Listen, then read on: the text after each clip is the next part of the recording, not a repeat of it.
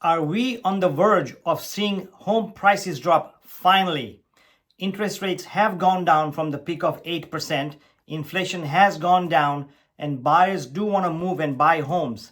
And if you're looking to move, you want to make sure that you have the most important and relative and updated true data on the housing market. In this video, I'm going to talk about how the housing inventory will impact the home prices. Is the inventory going up? Is it going to go down? And how will it impact the home prices? So if you're thinking about moving, it will be an advantage to you if there is more inventory. We will also take a look at the impact of the housing inventory, the shortage of homes, the lower interest rate, the lower inflation rate, and see if we can predict what's going to happen in 2024.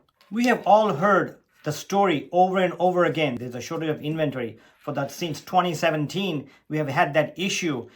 The buyer demand was very high. During the COVID times, a lot of the sellers did not move because they didn't want anybody to come in the homes, and the builders could not keep up with it.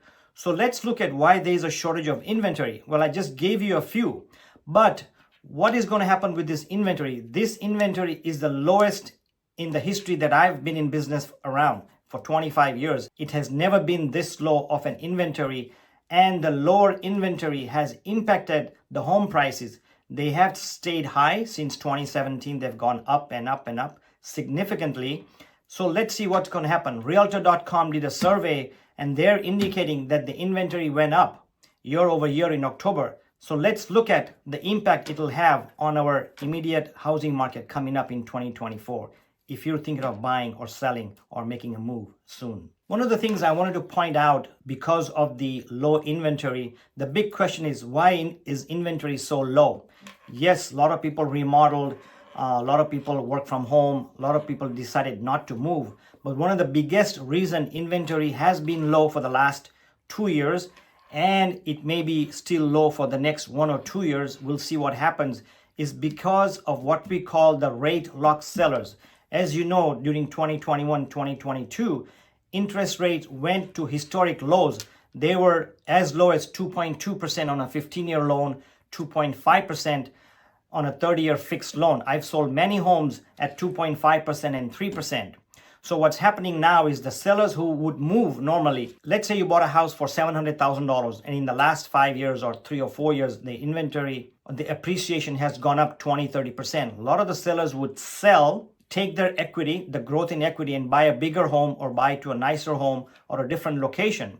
But what's happening is, because if I'm a seller and I bought a house 3 years ago or 2 years ago at 3%, and now I want to move, but I can't move because I'm thinking I have 3% interest rate locked for 30 years or even 2.5%. I bought the house at $700,000. Maybe I can sell for $1 million. But for me to buy something, first of all, I have to pay 7%, 7.5%. That means double my interest rate. So my payment is going to almost double. At the same time, because of the low inventory, the prices have creeped up. So if I was to buy a 1.2 home, selling my $700,000 home, which is now what, 700 as an example, the 1.2 home that I would want to buy because it has a bigger square footage, bigger yard, it has a pool and a view, that house is going to cost me 1.5. Because as my house price went up from 700 to $1 million, the 1.2, my target home, is now 1.5. So two things are happening. If I buy a house, move up, assuming you're moving up, my interest rate goes up from 3% to 7%, and my payment almost doubles, and my property tax almost doubles. So these are rate lock sellers. They're not going anywhere, at least not yet. And that's part of the cause of the inventory shortage. But let's look at the rise in inventory as of October, according to National Association of Realtors and Realtor.com. Let's look at this chart. This is a chart of active listings going back to 2017 and comparing to 2023 in October. This chart is from Realtor.com. And in 2017, the number of homes for sale in October was 1.286 million homes for sale. In 2018, that went up to 1.3 million homes for sale. And in 2019, there was a drop of 1.2. And look at 2023, from 2019 jumping to 4 years ahead, it has dropped to almost 740,000 homes for sale, from a peak of 1.3 in 2018 to almost half the inventory. So yes, you must have heard that homes are slowing down. Well, duh, of course it's slowing down. When there's no homes on the market, number of home sales are down. So yes, number of home sales are down in many regions, but not because people are not buying, even with high interest rate, even with high home prices, but there's no homes for sale. I have 4 buyers right now. I have not shown any of them any homes in the last 2 months because there's nothing to show. So inventory has gone down from October to October comparing every year, and seems like, according to statistics, according to demand, according to the rate lock sellers, according to the builders not keeping up with the home, this inventory may stay low.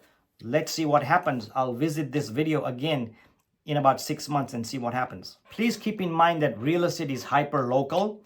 So what happens in one city, or let's say a metro city like Los Angeles, New York, or Dallas, Seattle, may not happen in your city. So overall, inventory has gone up 5%, and we'll talk about that shortly. Inventory has gone down, but in your local market, it may be higher. So local market may be different. Consult your real estate agent to give you exact facts. If you're looking for a realtor in your neighborhood, I can refer you. Just contact me, link below. As Lance Lambert, founder of Resi Club, says, housing market inventory is so far below pre-pandemic levels that October's big jump is still just a drop in the bucket. What does this mean? It means that inventory may have gone up or may go up shortly, and we'll visit that very shortly in the next slide. But that may not be a very impactful increase. I mentioned to earlier that inventory has gone up 5.1% comparing October to October from last year. Let's look at this chart which shows the change in inventory month over month in October 2023. As you can see, the national average is about 5.1%, which is quite a big jump. But if you look at relatively, it's really not a big jump. I mean, when the inventory is low and it goes up 5%, is not much. But the inventory is very, very high and it goes up 5%, that's a significant amount. So in my opinion, 5% is a drop in the bucket. I would say it will have no impact on the inventory or the prices. So if you look at some of the states, let's look at some of the states where inventory is 5% is the average, but in some states it's even higher. California is 5.1%, which is the national average. If you look at Nebraska, inventory is up 7.5%. Oklahoma, inventory is up 5.5%. And if you look at Massachusetts and Rhode Island, they're up 8.2% and 10.9%. So which is quite a jump. But let's look at some states where inventory is still very low or it has actually gone down. If you look at South Dakota, home inventory has gone down by 15%. Montana, it has gone down by 1.8%. Colorado, down by 1.6%. New Mexico, down by 2.1%. And if you look at Arizona, their inventory has gone up 14%, which is very significant. So you may wonder, well, inventory is up finally. Are the home prices going to drop? Well, not so fast. Inventory is up 5%, but it's not a significant impact where it'll make a significant difference in your home prices. Like I said earlier, if you want your local data, what's happening in your local market as far as inventory, home prices, home sales, how long is it taking to sell? Are you getting bidding wars in your neighborhood? Contact me and I'll refer you to an agent who knows something about these stats and who's well-versed, well-experienced in your neighborhood. I'll be glad to refer you to them. As far as the forecast for 2024, inventory has gone up 5%, but it's a drop in the bucket. Rates were at 8%. They have come down to almost 7% a few days ago. Inflation has come down significantly from 8%. Rents are still very high, so a lot of the renters who are paying high rents want to buy.